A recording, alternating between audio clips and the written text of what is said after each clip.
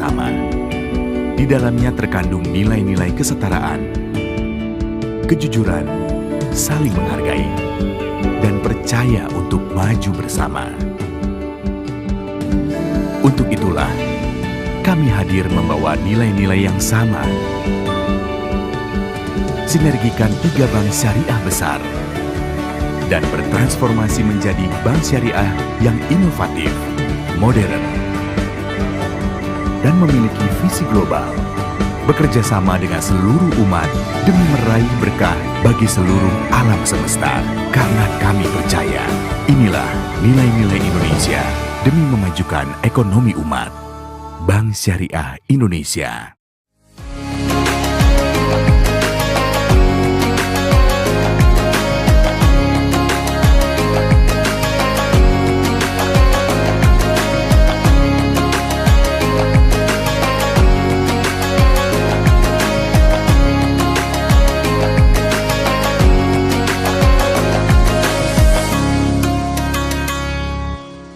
Bank Syariah Indonesia. Cobain serunya aplikasi Bank Syariah Indonesia Mobile yang memudahkanmu untuk menemukan dan berbagi berkah.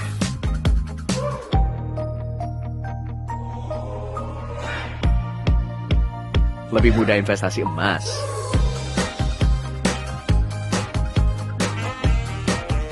berbagi manfaat lewat wakaf,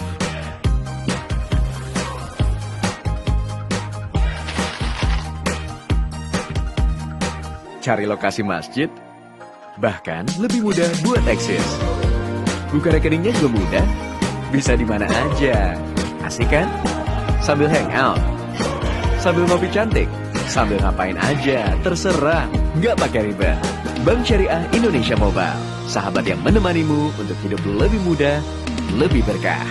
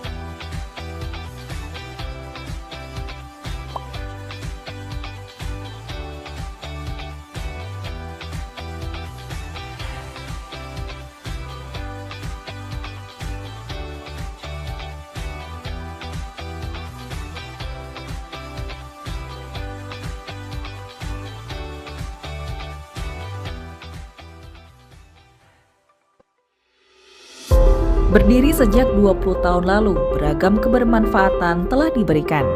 Seiring dengan berjalannya waktu, Yayasan BSMU tumbuh menjadi lembaga pengumpul zakat, infak, dan wakaf yang terpercaya, terdepan, dan modern. Bergabungnya 3 bank syariah himbara memberikan energi baru untuk Yayasan BSMU menyatu dengan Yayasan Hasanah Titik pada tahun 2021.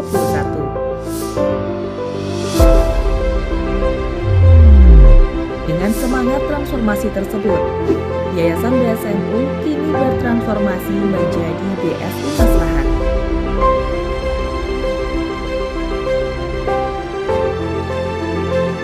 BSI Maslahat dengan mitra strategis Bank Syariah Indonesia mempunyai cita-cita memberikan maslahat bagi semua. Semoga kita akan terus bersama memberikan maslahat untuk sesama. Bersama BSI Maslahat, menebar manfaat. BSI Maslahat.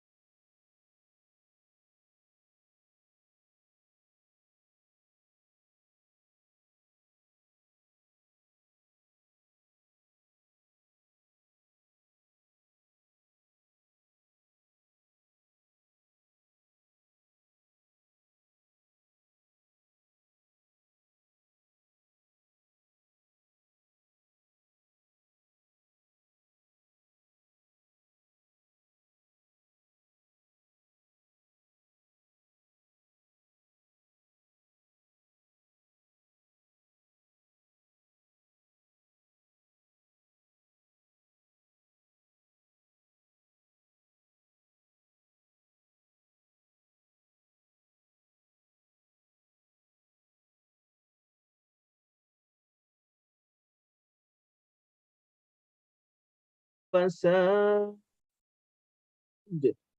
فصب عليهم ربك صوت عذاب إن ربك لبالمرصاد فأما الإنسان إذا ما ابتلاه ربه فأكرمه ونعمه فيقول ربي أكرمن وأما إذا ما ابتلاه فقدر عليه رزقه فيقول ربي أهانن كلا بل لا تكرمون اليتيم ولا تحاضون على طعام المسكين وتأكلون التراث أكلا لما وتحبون المال حبا جما كلا إذا دكت الأرض دكا دكا وجاء ربك والملك صفا صفا وجيء يومئذ بجهنم يومئذ يتذكر الإنسان وأنى له الذكرى يقول يا ليتني قدمت لحياتي فيومئذ لا يعذب عذابه أحد ولا يوثق وثاقه أحد يا أيتها النفس المطمئنة ارجعي إلى ربك راضية مرضية فادخلي في عبادي وادخلي جنتي صدق الله العظيم. Assalamualaikum warahmatullahi wabarakatuh. Waalaikumsalam warahmatullahi wabarakatuh. Jazakumullah khairan kasiran Ustaz Nur Hakim atas pembacaan surah Al-Qur'annya. Semoga beliau membacanya dan kita yang mendengarkannya juga mendapatkan pahala berlipat ganda dari Allah Subhanahu wa taala. Amin amin ya rabbal alamin. Baiklah para hadirin sekalian, pada pagi hari ini tentunya sangat amat spesial. Tentunya kita kehadiran guru kita yang insya Allah akan memberikan pencerahan kepada kita semua. Yang insya Allah pada pagi hari ini kita kehadiran guru kita Buya Ar-Razi Hashim yang nanti akan menjelaskan mengenai hijrah kolbu. Tentunya teman-teman sudah mengenal beliau dan kita akan banyak belajar mengenai hijrah kolbu. Namun sebelumnya, sebelum kita masuk untuk mendengarkan kajian dari Buya Ar-Razi Hashim, alangkah baiknya kita sama-sama dengarkan terlebih dahulu sharing program yang akan disampaikan oleh Mas Ibnul Amin dari BSI Maslahat. Baik, kepada Mas Ibnul Amin kami persilahkan.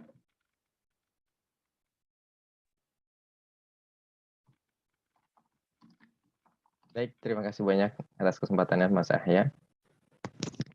Suara saya sudah kedengaran Mas Ahya? Sudah terdengar, Mas Amin.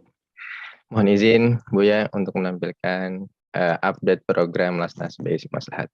Bismillahirrahmanirrahim. Assalamualaikum warahmatullahi wabarakatuh. Waalaikumsalam warahmatullahi wabarakatuh. Alhamdulillah, wassalatu wassalamu ala rasulillah, Sayyidina Muhammad ibn Abdillah, wa ala alihi wa mawalah, amma ba'du. Yang sama-sama kita hormati, guru kita bersama, Buya Ar-Razi Hashim MA, Mata'anallah bituli hayati. Yang saya hormati, Bapak Ibu Jemaah Ngabring, yang dirahmati Allah, serta para kru tim Ngabring yang saya banggakan. Pada kesempatan kali ini, izin saya untuk menyampaikan update perkembangan penghimpunan program wakaf pembangunan Masjid Bakauni Lampung. Pembangunan Masjid Bakauni Lampung ini insya Allah akan diberi nama dengan nama Masjid Bank Syariah Indonesia yang berlokasi di Komplek Harbor City, Bakauni Lampung. Insya Allah masjid ini akan dapat menampung jamaah kurang lebih 2.000 jamaah dengan total luas lahan sebesar 4.800 meter persegi. Masjid ini insya Allah akan terdiri dari 3 lantai. Masjid ini dilengkapi dengan area sholat, area multifunction, area wudhu, observation deck, parkir area, artificial lighting, dan green space. Alhamdulillah perkembangan pembangunan ini, pembangunan sudah dimulai pada tanggal 27 Oktober 2021 lalu. Progres pembangunan fisik sudah sampai kurang lebih 50%.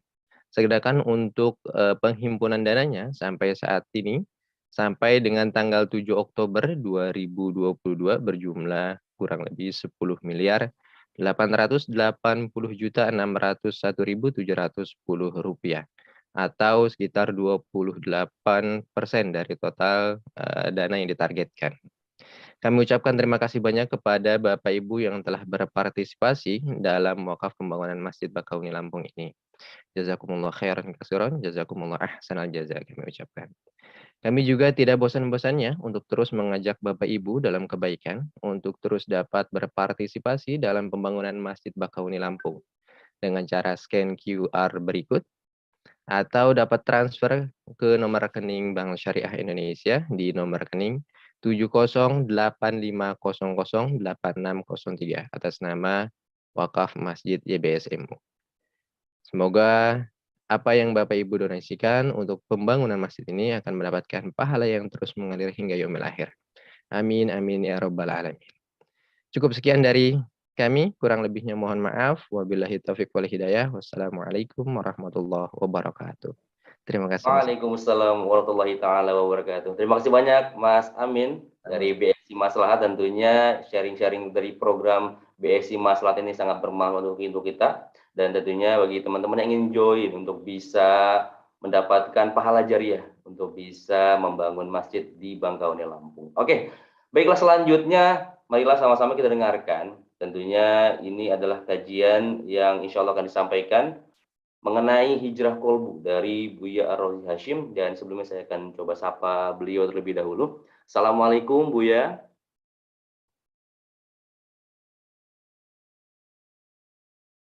Waalaikumsalam warahmatullahi wabarakatuh. Masya Allah, barakallah.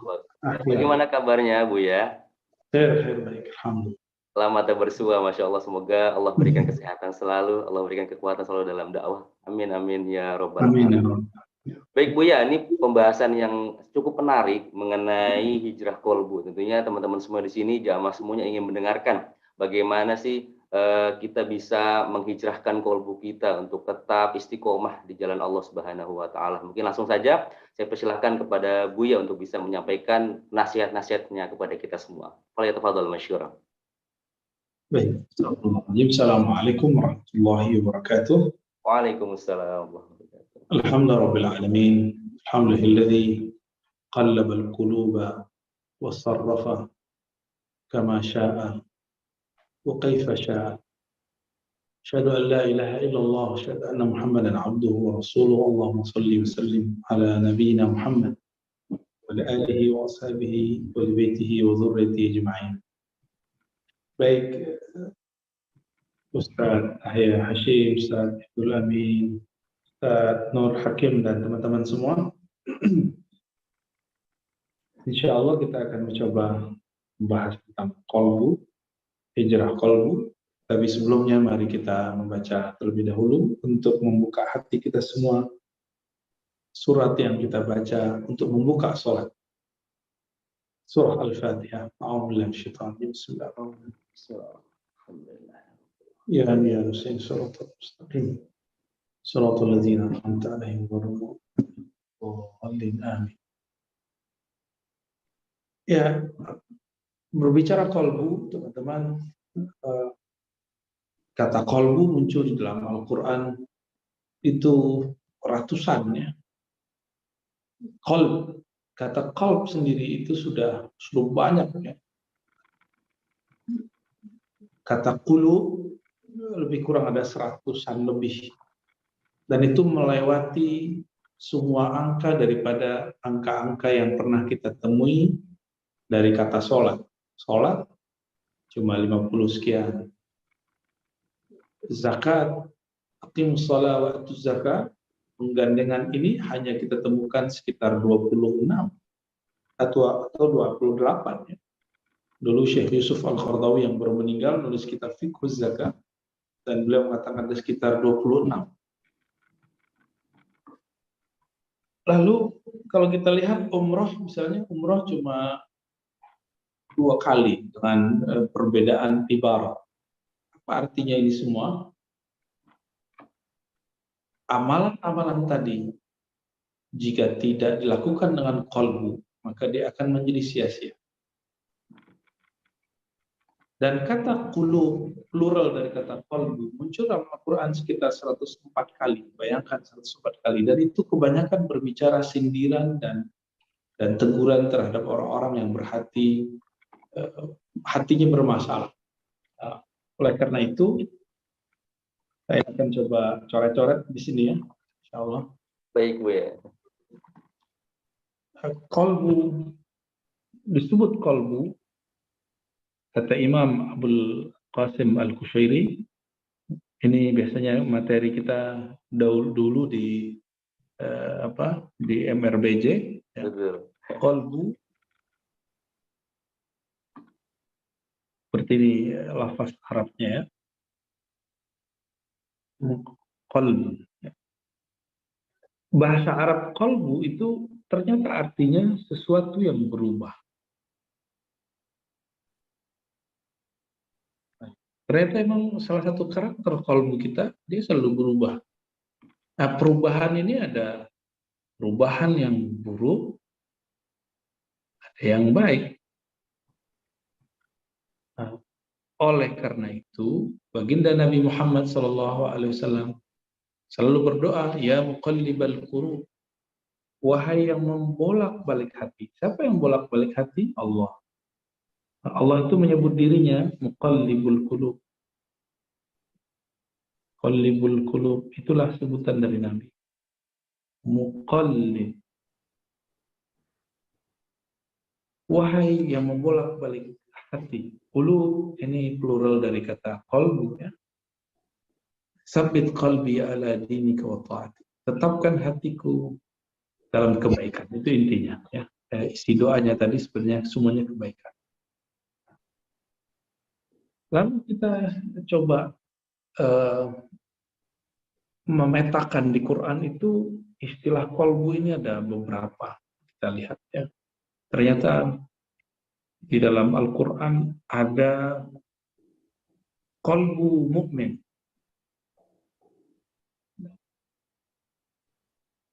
Jadi ada macam-macam qalbu. Ada qalbu orang-orang yang mukmin atau muttaqin.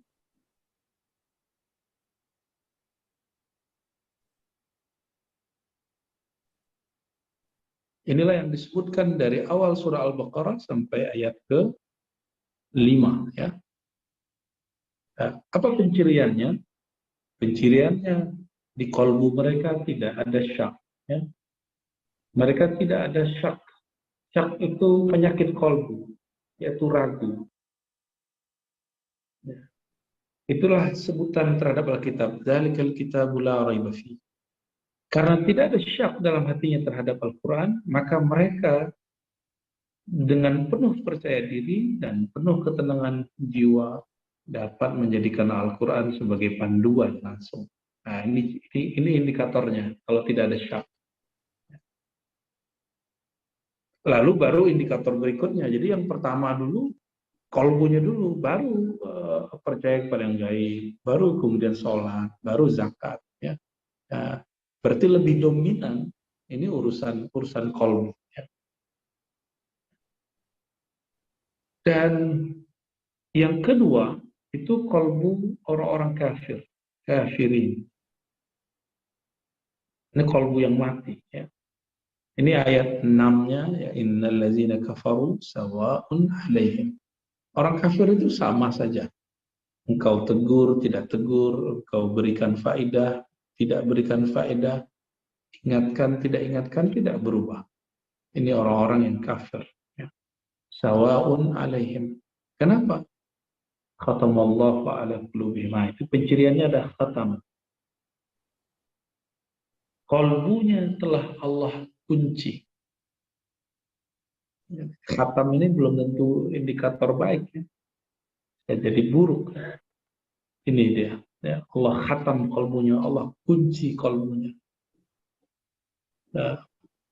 Karena sudah dikunci kolbunya, seakan-akan telinganya tidak mendengar, seakan-akan matanya tidak memandang. Ya. Ini indikator-indikatornya. Jadi jika yang pertama tidak ada lagi syak, sedangkan yang berikut itu syak selalu, ya. Berarti kalau yang pertama orang-orang muttaqin tidak ada syak, lawannya yakin. Dia penuh keyakinan. Ya. Yang ada adalah yakin. Lain dengan orang kafir. Lalu ada qalbu munafiqin.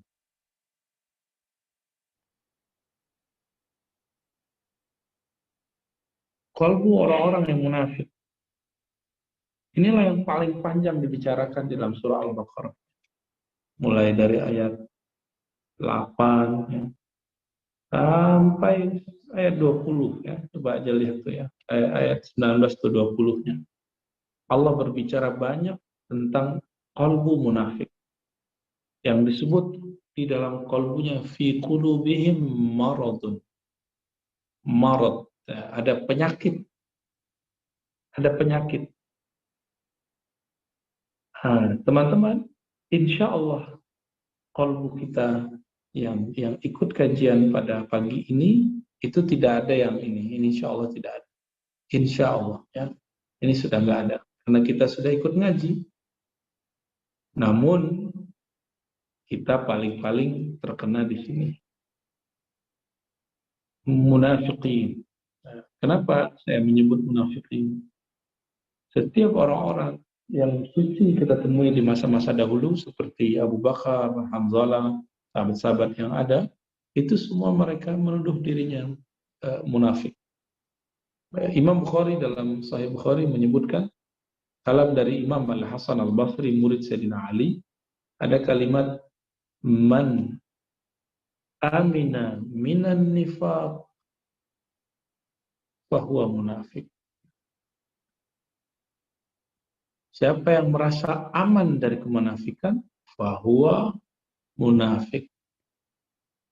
Jadi yang nggak pernah merasa munafik, itulah orang munafik. Makanya orang-orang ini kerjaannya bicarain keburukan orang mulu, karena dia merasa sudah benar. Ya. Jadi apa karakternya?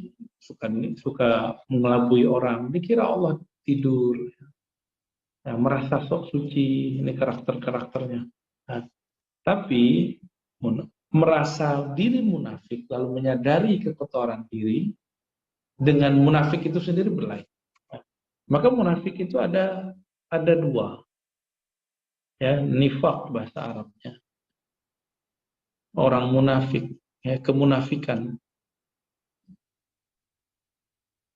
Kemunafikan itu ada munafik yang di dalam hadis disebut khuslah. Apa arti khuslatun? Munafik tapi hanya parsial. Ada munafik yang tamam, ya, yang kamilah, yang sempurna. Itu dilihat dari penuhnya, dari indikator-indikatornya. Lalu Nabi memberikan indikator sederhana dari munafik. Indikator sederhana dari munafik, misalnya Nabi mengatakan ayatul munafik salas. Ciri munafik itu indikatornya cukup disebutkan 3. Pertama, kalam. Kalau ngomong bohong. Idza hadatsa kadzaba. Ya. ketemu nih orangnya bohong, ya, kazab. Wa idza wa'ada akhlafa. Jika dia janjinya suka bohong, suka dilanggar. Wa idza tumina khana. Jika diberikan amanah dia khianat. Ini di satu hadis. Di hadis lain disebutkan 4. Yang keempatnya, jika dia bermusuhan, maka dia mukhasamah, dendam, kusumat. Ya. Nah, orang-orang yang seperti ini sempurna munafiknya. Jadi saya kemudian mengambil bukan 3 tapi 4. Ya. 4 ini yang kita kemudian jadikan patokan. Nah, siapa yang ada 4 dalam dirinya, seperti dia sempurna. Orang biasanya jadi insan kamil, manusia sempurna, dia malah jadi munafik sempurna. Ya. Nah, kalau khuslah, 1 saja, pernah kita berbicara bohong, kita sudah ada indikator munafik, janji kemudian kita ingkari, pernah diberi amanah kita khianat, kalau kita bermusuhan kita kesumat, berarti kita munafik. Maka gak usah melihat orang lain, semua kita pernah seperti ini. Coba salah satu saja, kita pasti pernah berkalam yang tidak benar, berjanji, dan berarti sahlah ada indikator kemunafikan di dalam diri. Jadi kemunafikan parsial. Nah, kemunafikan parsial inilah yang disebut sakit, ya, marad. Penyakit apakah ini? Allah tidak sedang berbicara tentang penyakit fisik, ya, yang disebut dalam surah Al-Baqarah, fi qulubihim maradun. Di dalam kalbu mereka ada penyakit. Ini penyakit nih teman-teman. Ini penyakit semua. Ya. Jadi bohong, ya, janji diingkari, berkhianat. Ya. Dan orang kalau janji atau berkalam, ciri-ciri kemunafikan itu karena dia memang sudah nggak dipercaya orang, maka dia tidak sulit untuk bersumpah atas nama Allah. Gampang sekali, dikit-dikit sumpah, dikit-dikit sumpah. Nah, ini yang berbahaya dari orang-orang munafik. Nah, jadi karakter qalbu munafikin yang ada pada diri saya, diri kita semua, ini yang mari kita hijrahkan. Ya. Nah, ikuti aja indikatornya. Nah, kalau ngikutin ayat yang lain, ada indikator yang terkecil yang lain. Ya. Nah, ini yang besar-besarnya, ada indikator lain. Di dalam Al-Quran misalnya ada indikator yang lebih sederhana. Surah An-Nisa, nah, ini indikator munafik nih. Surat 4, ayat 142. Ya, silakan nanti dilihat ya teman-teman di rumah ya. Innal munafiqina yukhadi'una Allah wa huwa khadi'uhum. Orang munafik itu ingin menipu Allah, ingin mengerjai Allah. Allah lah yang maha hebat dalam mengerjai makhluknya. Wa idza qamu ila shalah. Pertama mereka khida. Khida itu ingin menipu. Jadi jangankan kita, Allah pun dia tipu. Jadi jangan heran orang-orang yang berpenyakit kalbunya itu gampang sekali bersumpah. Nah, gampang sekali kemudian bawa-bawa nama agama. Saya sudah ketemu beberapa orang yang dulu pernah menipu ulama-ulama kita, yang pendakwah-pendakwah kita yang ada sebelumnya. Dia ketemu dan dia tipu lagi kelompok yang baru. Ya. Pindah-pindah, tapi bajunya baju orang-orang soleh. Wa idza qamu ila sholati qamu kusala. Ibadahnya kayaknya hatinya malas. Hati ada yang disebut hati kusala. Apa arti kusala? Malas. Ya. Dia ada perasaan malas. Terutama kalau nggak ada orang yang bersama dengan dia. Ya. kusala. Malas untuk sholat. Ini kalau tadi pagi ada perasaan malas saja sholat, berarti kita positif kena virus kemunafikan. Ya. Apalagi kata Allah Subhanahu Wa Taala dalam surat An-Nisa, yura'unan nas. Artinya yang berikut riya. Riya. Beramal karena ingin dilihat manusia, bukan dilihat oleh Allah. Ini kalau orang biasa nggak apa-apa. Ini masalahnya adanya pada pendakwah, ini yang repot. Akhirnya asal jamaah senang. Kalau ada orang kerja asal bos senang. Kalau ini asal jamaah senang. Maka dia mengorbankan idealisme kolbunya, pemahaman yang benar, cuma untuk menyenangkan hati jamaahnya. Dan yang terakhir di sini, ini yang menjadi yang harus kita perbaiki untuk hijrah qalbu. La yazkurunallaha illa qalila. Ya, mereka sedikit sekali zikir. Kita sebut ghaflah. Mereka lalai, banyakkan lalainya. Kalau berzikir, zikirnya sedikit.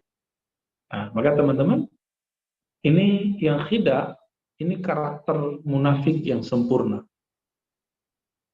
Tapi yang berikut itu nomor 2-nya, itu khuslah. Malas, ria, lalai. Ini semua ada pada kita. Ini yang mesti kita obati. Jadi penyakit malas, ria, khuslah, ini yang harus dihijrahkan. Ini yang harus dihijrahkan. Lalu bagaimana cara menghijrahkannya? Disinilah perlu yang kemudian kita sebut dalam surat Al-Anfal, ya,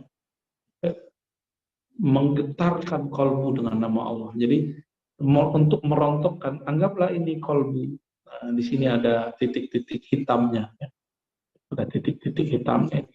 Titik hitamnya isinya ini semua. Bagaimana cara merontokkannya?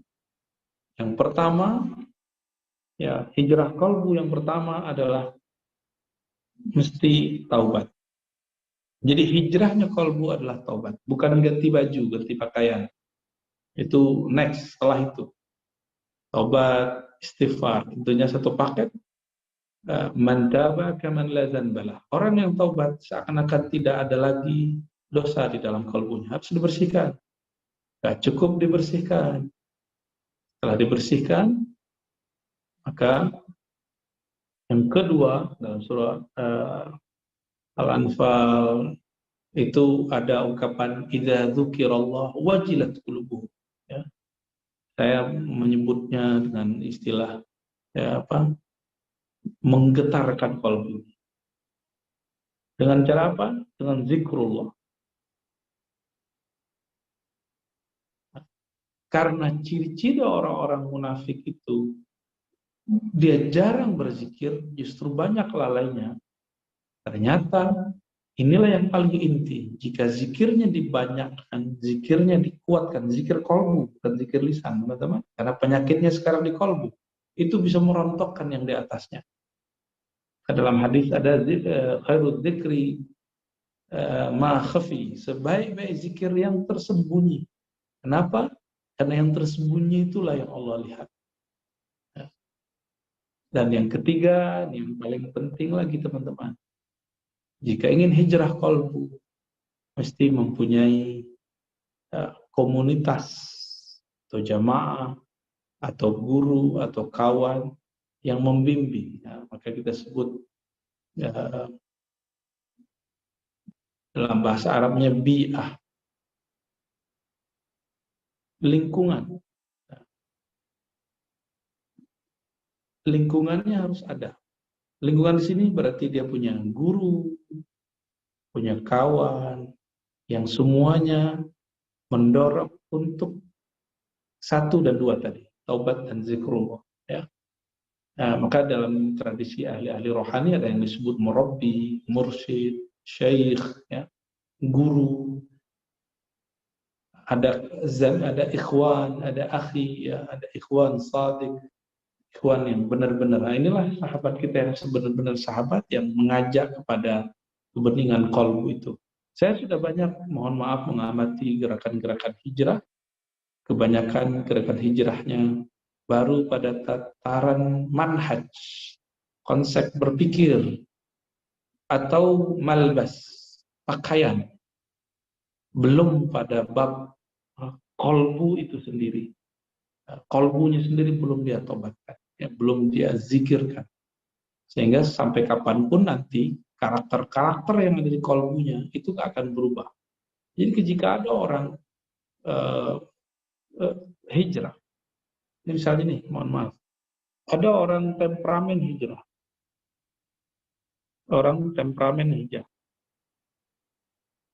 dia hijrah,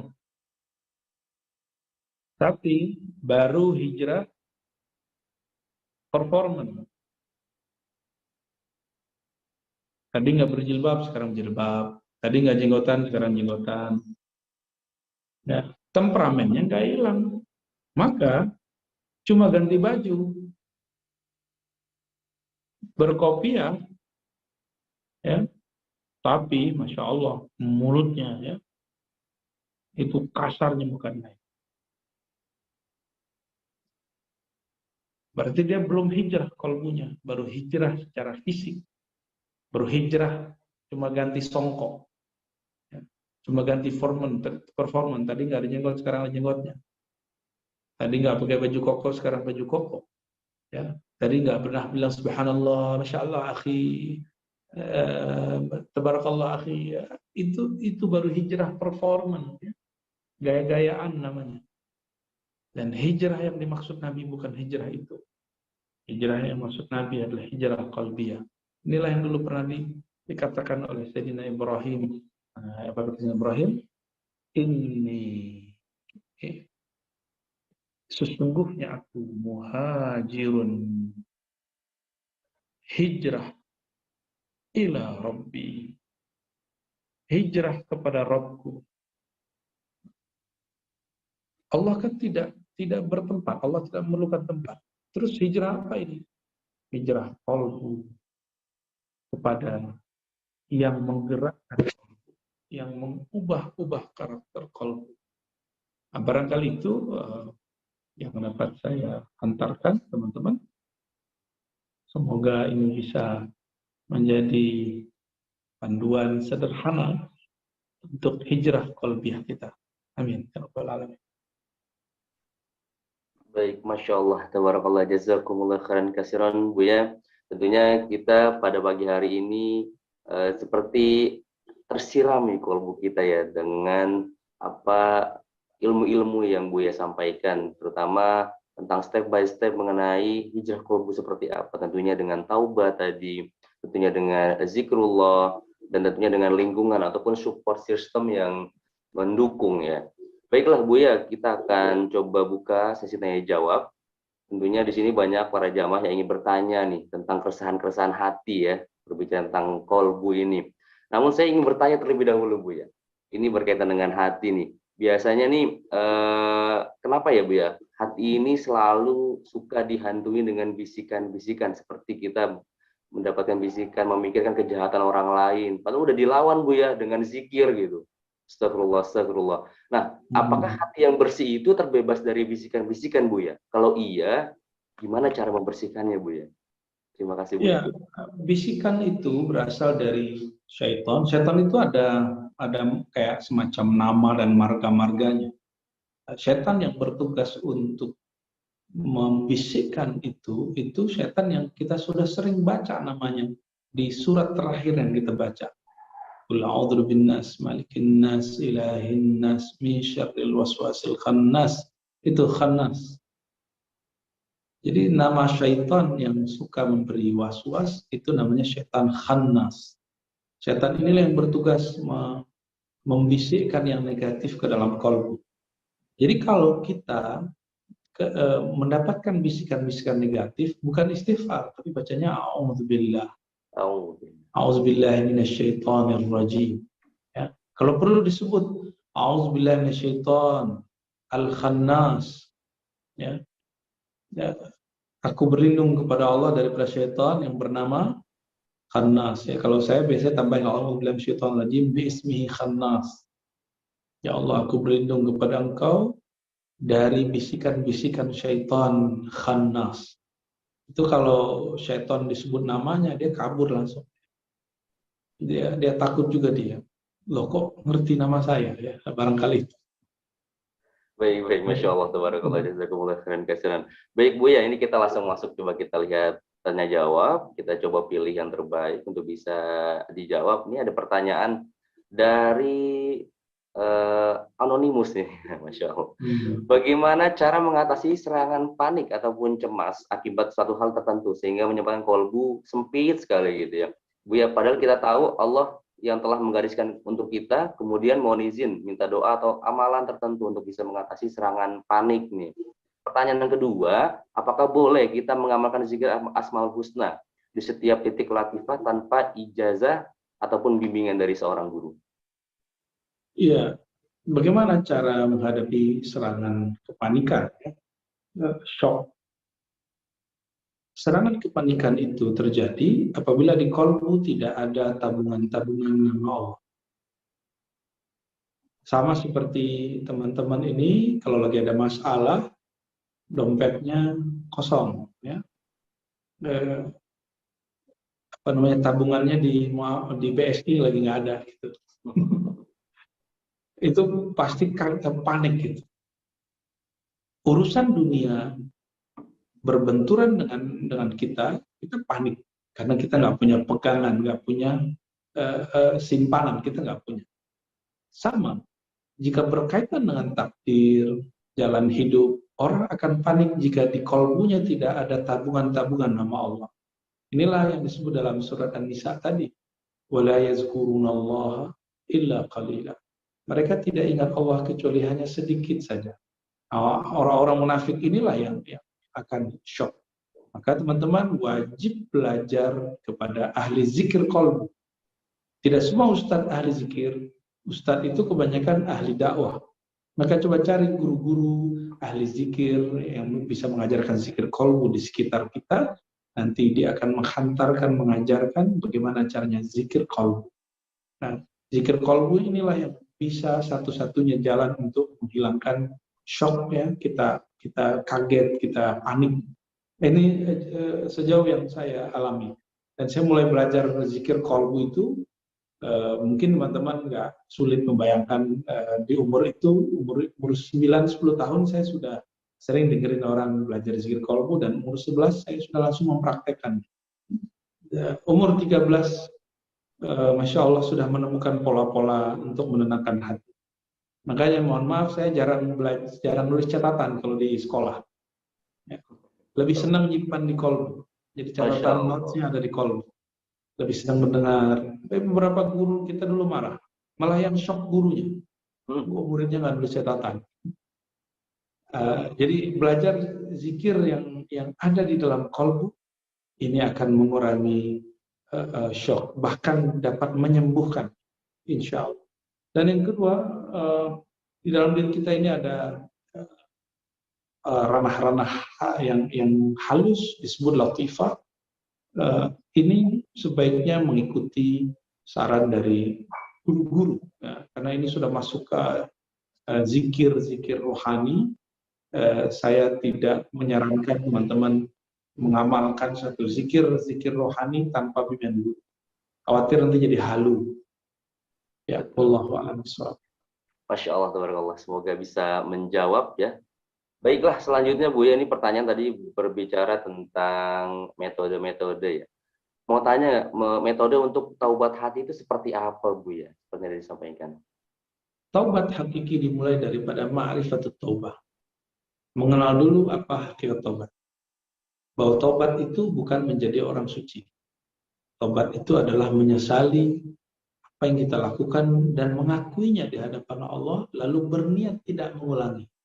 Bedakan, berniat tidak mengulangi.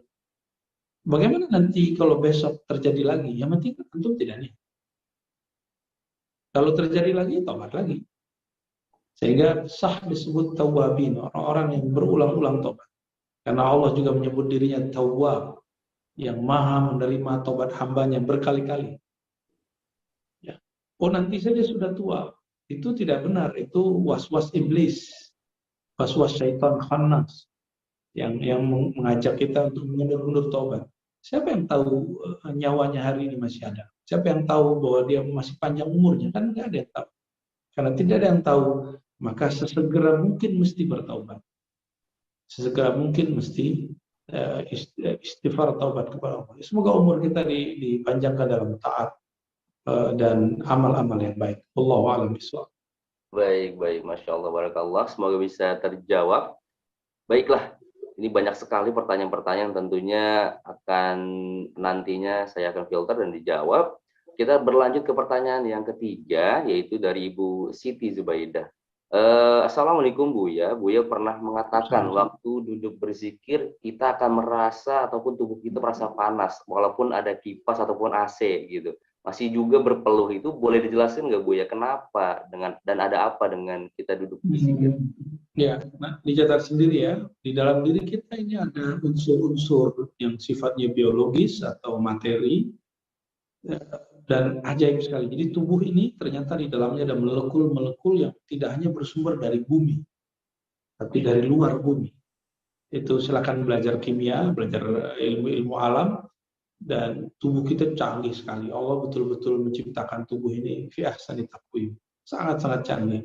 Maka wajar baginda Nabi Muhammad SAW diperjalankan sampai ke arasnya, ke langit. Itu karena memang di tubuh baginda Nabi Muhammad SAW itu ada unsur-unsur yang mulia.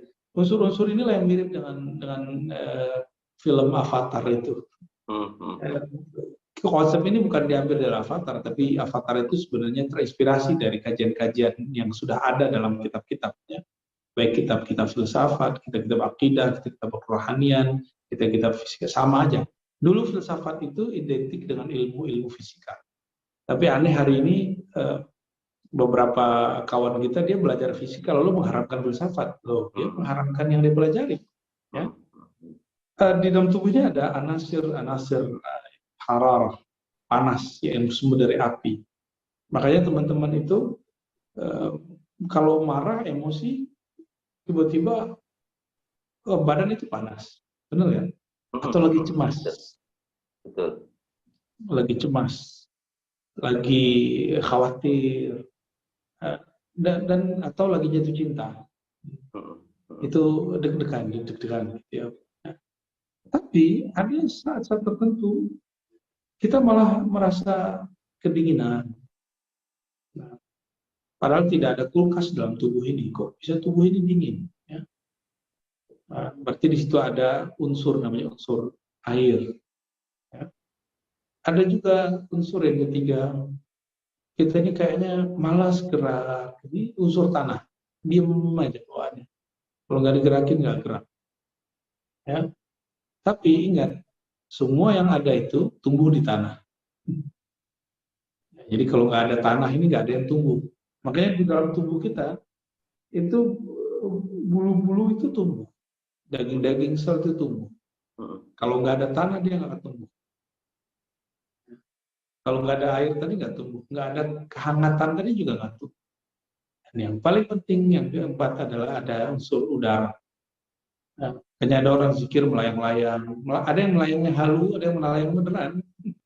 Ruhnya dipertemukan dengan ruh suci, ruh Nabi SAW, orang-orang aulia Allah. Ya. Tapi kebanyakan halu, makanya harus dibimbing benar-benar oleh ahlinya. Jadi teman-teman di sekitar kita jika ada atau di kota tempat kita belajar ada guru-guru yang mengajarkan ilmu-ilmu zikir yang bersanad kepada Rasulullah, silakan hijrahkan kalbu kita bersama mereka. Ya. Dan mereka tidak mesti orang suci. Jadi hijrah itu bukan menjadi orang suci. Hijrah itu menyadari bahwa diri kita tidak suci. Wallahu a'lam bishawab. Baik, Masya Allah, tabarakallah, luar biasa. Semoga bisa terjawab. Baik, Bu, ini pertanyaan selanjutnya tentunya tadi berbicara tentang apa namanya hubungan dengan seseorang. Nah, ini ada pertanyaan dari Rizky dari Padang. Jika kita sering bermimpi dengan seseorang yang kita jadikan guru, meski belum pernah bertemu secara langsung, itu gimana ya Bu ya? Apakah hati kita sudah terhubung dengan guru tersebut, ataupun memang ada sesuatunya Bu ya? Sering nonton kali di YouTube ya. Nah, bisa jadi tuh, ke bawah mimpi ya Bu ya. Tapi itu tidak masalah, itu menandakan cinta. Insya Allah. Sehingga masuk ke alam bawah sadar. Jadi teman-teman, mimpi itu sederhana aja. Sekarang yang kita lihat di depan kita, itu namanya penglihatan alam sadar. Kalau mata terpejam, kita tertidur, atau kita sedang mengkhayal, yang kita lihat adalah alam bawah sadar. Alam bawah sadar ini sangat berkaitan dengan alam sadar. Apa yang kita lihat, apa yang berkesan di alam kesadaran, itu akan masuk di alam bawah sadar. Sehingga terkoneksi. Jika koneksi hari ini, pagi ini dengan handphone, smartphone, dengan tablet, dengan cara-cara yang tertentu sama. Terkoneksi dengan hati seorang guru, itu juga dengan hati. Jadi kalau sering bermimpi ketemu seorang guru, insya Allah itu tanda kita cinta kepadanya. Tapi ingat, jangan pernah mengkultuskan dia. Guru itu manusia biasa. Hatta Nabi Muhammad tidak boleh dikultuskan, apalagi seorang guru, ya. Seorang syekh. Wallahu a'lam bishawab. Baik, Masya Allah, tabarakallah. Berarti memang sesuatu yang kita lihat, sesuatu yang kita rasakan ini bisa ya terjadi di alam bawah sadar kita, Ustaz ya? Betul. Di bawah sadar kita, dan kita bisa bertemu kembali gitu ya? Di alam bawah sadar ya? Bahkan kalau orangnya sudah mati pun kita bisa mengakses pertemuan itu. Teman-teman silakan, ini yang sering saya rekomendasikan berkali-kali, karena kualitas membaca kita agak kurang. Teman-teman coba cari kitab Ruh karya Ibnu Qayyim. Ya, sudah banyak dicetak dan saya lihat ada beberapa penerbit. Kita suka merekomendasikan buku-buku ini supaya ini jadi habit yang bagus. Biar tidak debat-debat lagi masalah kirim Fatihah sampai atau tidak, ya kan? Pasti sampailah, itu kitabnya, baca di situ ya. Nanti kita akan merasakan koneksi rohani itu dengan nyata sekali ya. Wallahu a'lam bishawab. Baik, Masya Allah, tabarakallah. Baiklah, pertanyaan selanjutnya dari Bapak Afrizal. Saya mau bertanya bagaimana cara kita mempertahankan agar kolbu kita tetap bertahan mengingat Allah. Contoh, pada suatu waktu seminggu nih lamanya kita sholat tepat waktu. Kemudian kita jadi nggak tepat waktu, bahkan jadi lalai. Terima kasih banyak Bu ya. Bagaimana cara kita mempertahankan agar kolbu kita tetap bertahan mengingat Allah? Apabila belum mampu menjadi pemimpin terhadap diri sendiri, maka jadilah anggota dari suatu kelompok yang baik-baik. Jadi kalau belum mampu mengguidance diri, bagaimana mengguidance orang? Ya. Oleh karena itu, joinlah dengan jamaah-jamaah yang positif, dengan komunitas-komunitas yang positif, ya. Bergabung dengan mereka akan membuat kolbu kita terkondisikan. Jadi berjamaah itu yang mahal adalah terkondisikan. Komunitas-komunitas. Jadi tidak cukup hanya jamaah fisik secara sholat, ada jamaah intelektual, ada jamaah spiritual. Carilah jamaah yang spiritual. Ya. Wallahu a'lam bishawab. Baik. Masya Allah, tabarakallah. Semoga bisa terjawab. Baiklah, pertanyaan selanjutnya Bu ya, dari Ibu Siti Kurniawati. Kalau zaman sekarang makan minum yang kita konsumsi sudah banyak yang tidak halal dan kebanyakan banyak kimianya. Ya, oke. Bagaimana kolbu mau bersih? Belum lagi akhlak zaman milenial, ada virus cuek, egois, segala macam. Lingkungan rumah dan sosial sudah menjamur. Bagaimana bisa mengkonsistenkan untuk hijrah dan taubat dan membersihkan kolbu? Ya, konsumsi makanan halal itu sudah ada lembaga yang mengurusinya. Ya. Kita sudah ada MUI, BPOM, ada yang bagian halal ya. Bahkan sekarang MUI itu kan tidak resmi milik negara ya. Itu kumpulan ormas-ormas yang berkumpul untuk berkhidmat untuk keumatan, mulai dari fatwa, masalah kerukunan dan lain sebagainya. Ternyata pemerintah kemudian saya lihat bagian Kementerian Agama mereka mulai sadar bahwa ini perlu diperhatikan, maka diambillah Seharusnya kita berbangga, bukan berkonfrontasi. Ini hemat saya. Ya.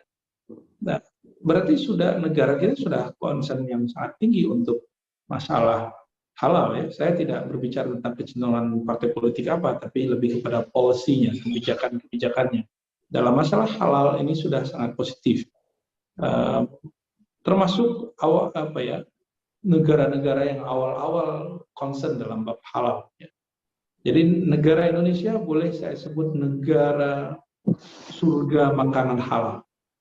Nih kalau yang belum pernah ke luar negeri nggak akan paham maksud kita, mohon maaf ya. Tapi yang pernah ke luar negeri sangat paham maksud saya.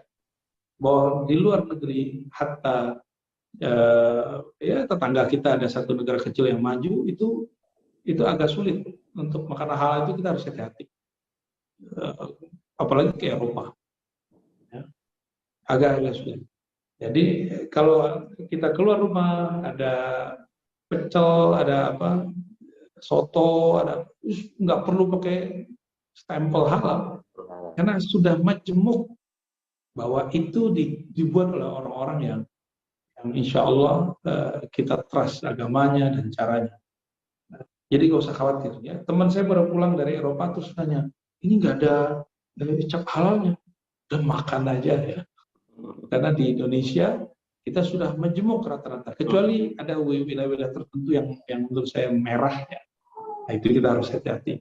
Jadi nggak usah terlalu horor masalah makanan halal di negeri ini, nggak usah khawatir lah. Tidak semua makanan mesti dilabeli halal. Dan ada kaitannya dengan kolbu tentu. Yang paling berkaitan adalah cara kita makan dan dari mana sumber kita makan. Walaupun halal, tapi makannya tidak dengan nama Allah, dia menjadi gelap di kolbu. Jadi ini ingat-ingat teman-teman. Semua yang kita makan dan tidak menyebut nama Allah dan tidak menyertakan Allah di dalamnya, itu semuanya menggelapkan kolbu. Wa in kana halalan, meskipun makanannya halal, didapat dari yang cara halal. Berarti makan minum harus menyertakan nama Allah. Kalau nggak makannya sama setan. Nah, setan yang makan sama kita itu ada lagi namanya, saya lupa namanya. Itu ada namanya juga. Setan yang bersamai lagi makan. Ya.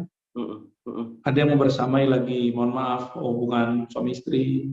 Ada yang bersamai lagi ngaji. Lagi ngaji aja di setannya. Itu sebabnya ada orang lagi ngaji, nggak berniat mencari kebenaran, tapi menunggu ustadznya salah. Ya, tentu coba lihat yang terpas khutbah Jumat. Kayaknya ada yang girang kalau khotibnya salah. Hati-hati itu. Ya. Menyimak kajian orang lalu mencari kesalahannya. Nah, dia lupa kalau dia sendiri belum benar-benar amat gitu. Nah, itu ada setannya juga. Terus ada setan yang bergabung dengan kita di saat kita berbicara.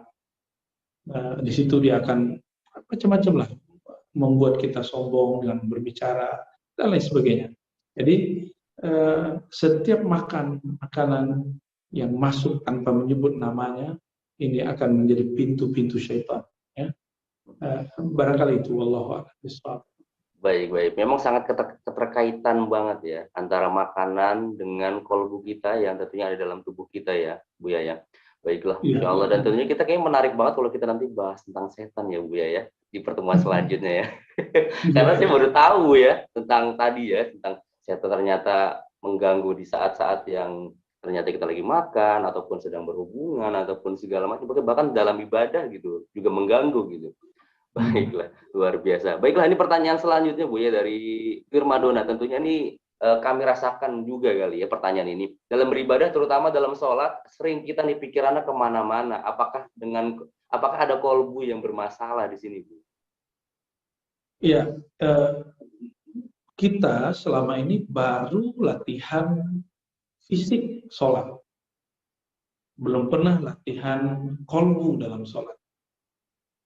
Kalau latihan fisik, latihan baca, biasanya kan parsial. Masih ingat dulu teman-teman waktu awal-awal ngaji, ikro, tilawati, kiraati, gurunya memulai dengan baca Fatihah, lalu baca tahiyat atau baca doa iftitah, inni wajjahtu atau Allahumma ba'id baini. Dan dibaca parsial. dilatihkan terus bertahun-tahun baru hafal. Sama, untuk supaya tidak liar pikirannya dalam sholat, kolbunya juga harus dilatih. Berarti gurunya harus di-upgrade. Tadi kan guru fisik, guru bacaan. Harus punya guru yang mengajari dan melatih zikir kolbu. Nggak cukup talqin, tapi juga mesti ada latihannya. Berkurikulum juga, ya, sehingga berulang-ulang setiap hari. Dan ini akan menjadi modal orang itu berzikir lalu sholatnya fokus kepada Allah. Jadi yang kurang satu, Mas Ahya Hashim, yaitu kurang latihan kolbu, karena fokus itu ada di kolbu. Baik. Kalau untuk latihan kolbu sendiri, Buya, apakah ada metodenya kah, atau dalam artian ada yang tadi seperti Buya sampaikan, silabus yang kita bisa pelajari, Buya? Yang pernah, ya kalau yang secara keilmuan Islam, mohon maaf, kita ini kan sering alergi dengan ilmu-ilmu kerohanian, padahal itulah keberhasilan syaitan menjauhkan umat daripada ilmu ihsan. Ilmu ihsan itu adalah ilmu tasawuf. Ilmu tasawuf itu kemudian tidak mungkin difahami kecuali berthariqah. Maka mesti berthariqah. Ya. Tapi kalau antum tidak mau berthariqah, saya tunjukkan cara lain. Ada cara-cara metode-metode khusyuk yang sudah dikembangkan oleh Ustaz Abu Samkan, itu boleh diikuti. Ya. Saya akan ikutin model-model, karena yang dilakukannya juga itu latihan-latihan orang-orang di dunia kerohanian, dunia ihsan, ya, belajar tentang kolbu. Kalau tidak mau bernisbat ke thariqah manapun, ya, silakan belajar fleksibel. Tapi itu khusyuk baru pada tataran nama Allah, belum pada sifatnya, apalagi keindahan memandangnya, ya, itu masih jauh. Tapi lumayan, itu sudah hebat untuk pemula. Belajar kepada metode-metode beliau itu sudah sangat hebat sekali. Wallahu a'lam bishawab. Baiklah, semoga bisa terjawab pertanyaan tadi dari Mas Ramadona, ya. Baiklah. Ini berbicara mengenai konsep sabar nih, Bu, ya. Ada yang bertanya. Sebenarnya seperti apa sih konsep sabar? Kalau sabar yang kita tahu nih kan dari kita menjaga lisan, nah, tapi kita juga masih ada yang menyimpan nih dendam atau kesumat dalam hati. Ini gimana untuk bisa mengelola konsep sabar tersebut, Bu, ya? Sabar dengan dendam itu kaitannya adalah as-sabru wal ghadab, ya. Sabar dan emosi. Ini sebenarnya dua ruang yang berlainan dalam diri kita. Sabar itu pada bab cahaya, sedangkan ghadab, emosi, dendam, kesumat itu ada pada kegelapan. Imam Ghazali mengajarkan kepada kita hal yang sangat simpel. Apapun penyakit dan masalah hati, mulailah dari diagnosa asbab. Apa yang menyebabkan kita dendam? Kalau sudah ketahuan, baru tahu obatnya. Ternyata Imam Ghazali juga seorang yang mengerti ilmu kedokteran, dan dia mengambil itu bukan untuk kedokteran fisik, dia mengambilnya untuk kesembuhan kolbu, kesembuhan hati. Jadi saya menyarankan teman-teman, coba diingat-ingat, bacalah kitab Ghazali, Ikhtisar Ihya Ulumuddin, di bagian bab 20-an, 21, 21 terus, itu ada tata cara mendiagnosa kolbu. Ya, jika dendam kesumat nanti dicari tahu sebabnya ini yang harus dihilangkan. Apa sebabnya? Ya. Kita ini susah misalnya menghargai orang. Cari tahu apa penyebabnya. Oh, ternyata kita merasa kita punya gelar, kita kuliah. Nah, kalau sudah ketahuan, tinggal dicek. Toh banyak orang kuliah bodoh-bodoh gitu. Banyak orang punya gelar, nggak pantas menyandang gelar itu. Nah, lalu kita memantaskan diri, pantas apa enggak, ternyata nggak pantas. Udah, jadi nggak sombong lagi depan orang. Kalau dendam kesumat, apa sebabnya? Masalah iri dengki, masalah berebut harta, pekerjaan, dia dipromosikan, kita tidak. Wah, itu babnya nanti marahnya karena faktor iri. Ada marahnya karena sombong. Maka coba di tengah jalan, di jalan. ada mungkin teman-teman sudah sering menyaksikan. Saya sedih dengan fenomena ini di negeri kita. Mobil bagus, terus nggak tahu siapa yang salah, ada motor jatuh. Tahu-tahu yang di mobil turun dan menghardik yang jatuh itu. Bukannya dia minta maaf, tapi dia memulai dengan menghardik. Apa maksudnya seperti itu? Takut ganti punya orang, takut kalah, mau menang duluan. Ya. Ternyata inilah yang disebut oleh Nabi SAW. Orang-orang yang berkuda, orang-orang yang menggunakan kendaraan onta biasanya lebih sombong daripada yang jalan kaki. Ya. Jadi ternyata itu benar. Ya. Jadi kita ini orang yang berkendaraan mobil biasanya egonya lebih tinggi dari yang pakai motor. Yang pakai motor lihat dulu motornya. Dan saya pernah cerita ya di Jalan Mampang itu ada mobil CR-V baru. Mungkin karena orangnya juga masih baru make, nutupin jalan motor. Takut yang punya motor ya. Dasar lu, ngeredit juga gitu. Ini yang punya motornya yang Masya Allah, suuzon sama orang. Mentang-mentang mungkin di rumahnya ada mobil berapa, lalu entah kalam-kalam seperti itu. Kalau mau minta jalan aja, nggak usah kata-katakan seperti itu. Apa sebabnya ini? Dia berburuk sangka kepada orang. Karena dia merasa lebih dari orang. Nah ini yang harus dihajar nanti dalam kolbunya, yang harus dibenerin. Jadi cari asbabnya, lalu hapus asbab, delete. Allahu a'lam. Baik, Masya Allah, barakallah, semoga bisa terjawab. Ini pertanyaan terakhir Bu ya, pertanyaan terakhir dari acara kita pada pagi hari ini. Ini berbicara mengenai akal nih, tentang mental block Bu ya. Ini masih banyak mungkin di lingkungan kita nih yang memiliki mental block yang kita tidak sadari. Nah itu gimana? Ataupun ada nggak cara atau amalan untuk bisa menghilangkan mental block yang seperti ini Bu ya? Orang mental block itu seperti bayi. Dia harus disuapin, ya. Atau seperti anak-anak, mereka masih dibimbing. Jadi mental block itu bagi saya menyebutnya cukup dengan ketidakdewasaan jiwa atau pikiran. Orang belum dewasa kok kayak anak-anak. Jangan menghukumi anak-anak seperti dewasa. Mereka harus dibimbing. Kalau dibimbing berarti ada yang bimbing dong.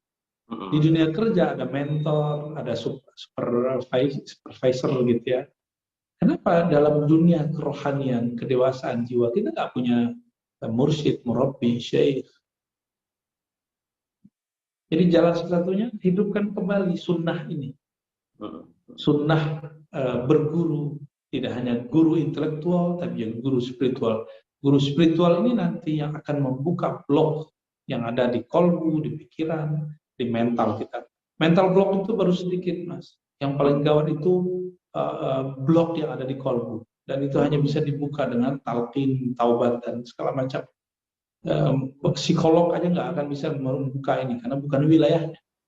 Wilayah psikolog adalah kejiwaan. Sedangkan ini masuk ke ranah yang lebih deep lagi, lebih dalam lagi. Jadi mesti punya pendamping kita di bagian itu. Ya. Saya sudah merasakan keberkahan adanya guru-guru, syekh, murabbi, para mursyid, dan kita tidak pernah jadi orang suci ternyata, tapi yang penting kita selalu sadar bahwa kita tidak suci. Itulah hakikat kita berhijrah dan kajian pagi ini. Barangkali itu Mas Ahya. Baiklah, Masya Allah, tabarakallah, luar biasa kajian kita pada pagi hari ini. Tentunya sangat deep sekali karena berbicara tentang hati. Semoga para jamaah sekalian bisa menangkap dengan baik dan juga bisa mengamalkannya untuk dalam kehidupan di sehari-hari. Baiklah Bu ya, untuk yang terakhir, mungkin mohon izin untuk bisa dipimpin doa sebelum kita tutup acara kita pada pagi hari ini. Baik teman-teman semua dimanapun berada, Allah bisa dirasakan di mana saja. Karena dia tidak memerlukan ruang dan waktu. Kitalah yang memerlukan ruang dan waktu. Mari kita bersalawat kepada Nabi. Allahumma salli ala Nabiyyina Muhammad. Ya Allah, sampaikan salam kami, rindu kami, cinta kami kepada baginda Nabi Muhammad SAW. Allahumma ya muqallibal qulub, ya musarrifal qulub, wahai yang mengubah-ubah hati, yang membolak-balikkan pendirian, tetapkan pendirian hati kami dalam agamamu, taat kepadamu, mengenalmu dan meninggal dalam husnul khatimah.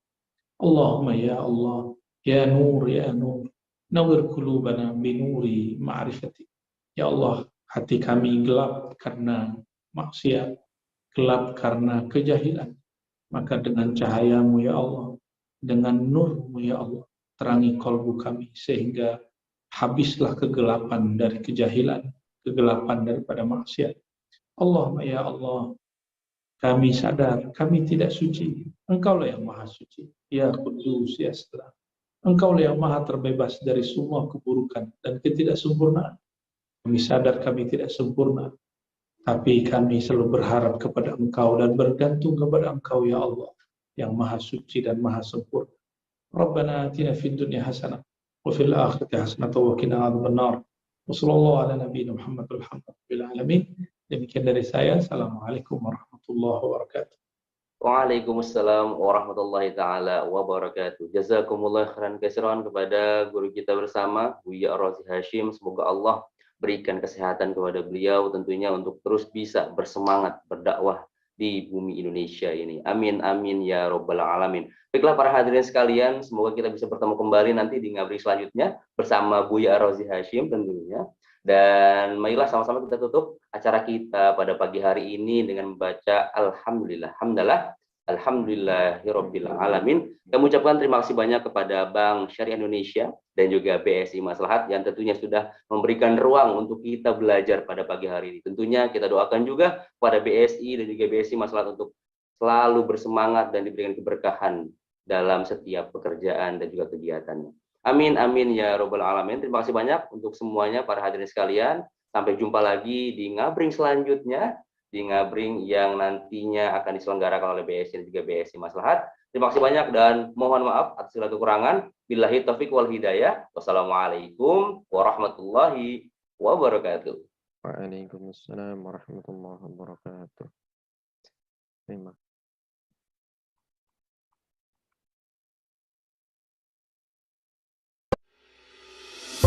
Berdiri sejak 20 tahun lalu, beragam kebermanfaatan telah diberikan. Seiring dengan berjalannya waktu, Yayasan BSMU tumbuh menjadi lembaga pengumpul zakat, infak, dan wakaf yang terpercaya, terdepan, dan modern. Bergabungnya 3 bank syariah himbara memberikan energi baru untuk Yayasan BSMU menyatu dengan Yayasan Hasanah Titik pada tahun 2021.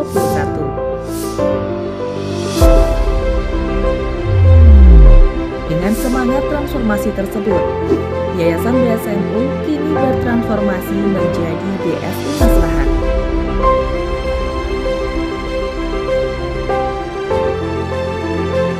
BSI Maslahat dengan mitra strategis Bank Syariah Indonesia mempunyai cita-cita memberikan maslahat bagi semua. Semoga kita akan terus bersama memberikan maslahat untuk sesama. Bersama BSI Maslahat, menebar manfaat. BSI Maslahat.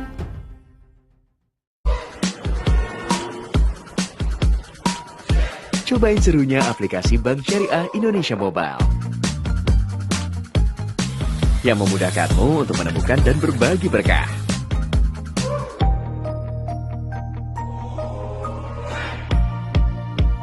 Lebih mudah investasi emas,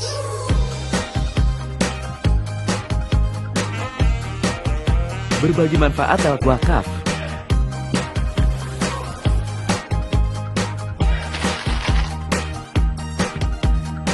cari lokasi masjid, bahkan lebih mudah buat eksis.